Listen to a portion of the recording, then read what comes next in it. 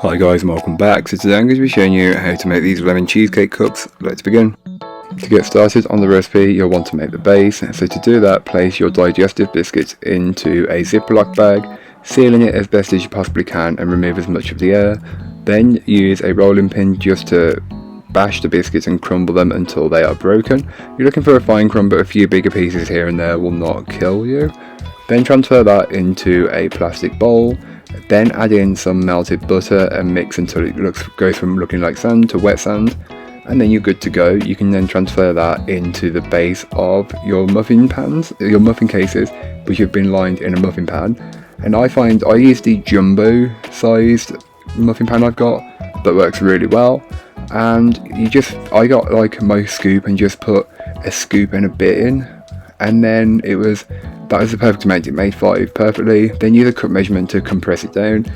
This will shrink it significantly, but it's what you're looking for, so just compress it down and then set aside until needed later on.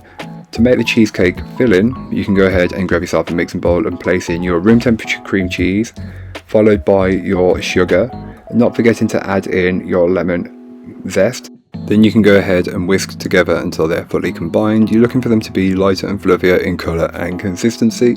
Once you've achieved that, you can then go ahead and add in your eggs, followed by the vanilla extract and your natural yogurt, or yogurt, whichever one you've got to hand, and just whisk those in until they're fully incorporated. It will change the consistency of the batter due to the amount of moisture being added, but this is completely normal and what you're looking for.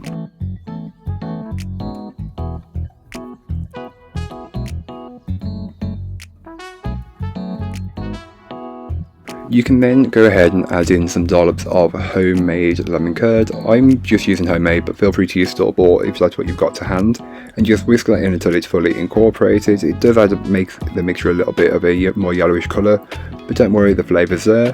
Then give the bowl a brief scraping down, and then add in the flour and fold that in until it's fully incorporated. Once that's fully incorporated, you can divide that mixture between your muffin pans, which have got the base in and have been chilling. Then just fill them almost very much to the top. You want to keep a little bit of space on top. So I always like to add a little and then add more, but feel free to just add it all in one go if you want to. And then just jiggle it around and cover it with foil, place into your oven and bake off. Then you will want to let them cool completely before you finish decorating them. But once it comes to decorating them, you'll want to finish them off. And to finish them off, you'll want to make some cream. So just take your double cream, some icing sugar and vanilla extract.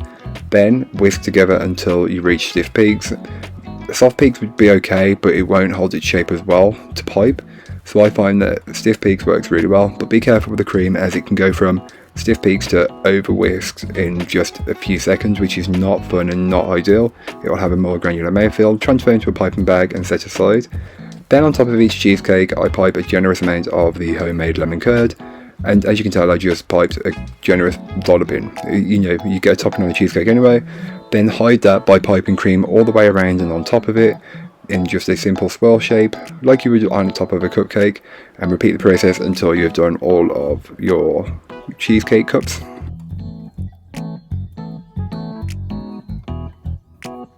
And then to finish, all you want to do is sprinkle over some lemon zest. I'm doing this fresh just with a zest and a lemon, but you can also buy some dried if you wanted, or add some candied lemon on top. But that's all for today. I hope you enjoyed. If you did, don't forget to like, comment and subscribe for more from me. Then I'll be back again soon with another recipe, so join me then.